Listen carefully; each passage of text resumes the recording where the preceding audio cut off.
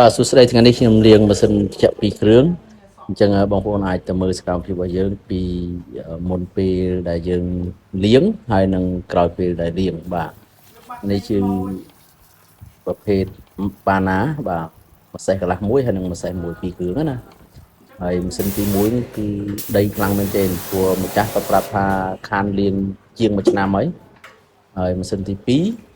มันសូវមានដីទេប៉ុន្តែវាមានតិចដោយសារតែផ្នែកខាងក្នុងនៃម៉ាស៊ីនហ្នឹងសិតតែក្តៅបាទក្តៅចូលនៅគាត់ខានគាត់ថាអត់ទៅបានប្រើជាងក្តៅវាសងំនៅក្នុងហ្នឹងតែវាមិនជាអ្វីយើងអាចជួយដោះស្រាយគាត់បានហើយបិទកន្លែងដែលក្តៅចូលនៅហ្នឹងយើងបិទចិត្តអស់ហើយ